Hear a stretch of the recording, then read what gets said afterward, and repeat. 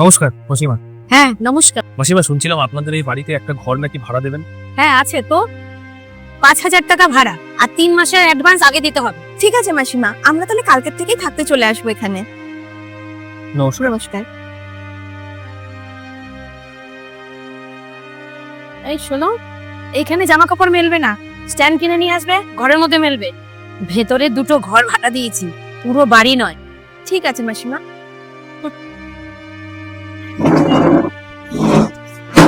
কিসের আওয়াজ হচ্ছে এগুলো? দেখি তো। মাসিমা আপনি এত আওয়াজ করছো কেন? কি কাজ করছো তুমি? দেখো, ভাড়া বাড়িতে এরকম আওয়াজ করা যায় না, এত আওয়াজ করে কাজ করবে না। ঠিক আছে মাসিমা, এরপর থেকে আর এরকম আওয়াজ হবে না।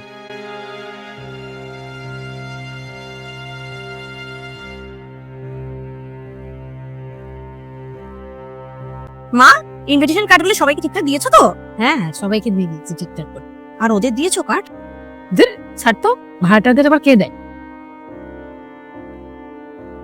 এই শোনো, তোমরা 1 সপ্তাহের মধ্যে ঘরটা খালি করে দিও, আমার ছোট ছেলে আসছে।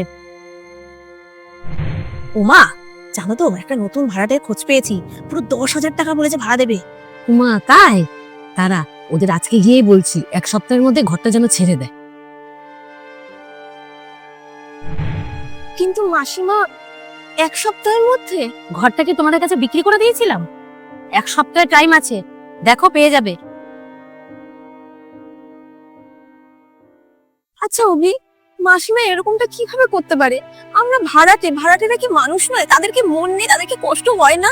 অর্পিতা, অ্যাকচুয়ালি ভাড়াটাদের সব থেকে বড় ভুল কোথায় জানো? তারা এই ভাড়ার ঘরটাকেও নিজেদের বাড়ির মতন করে ভালোবাসে।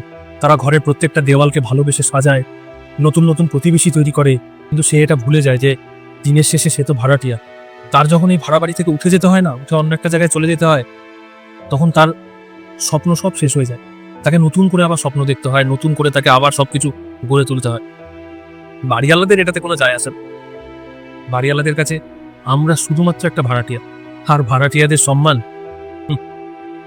তা তো ওই আবর্জনা স্তূপে পড়ে থাকা ওই ময়লার মতো।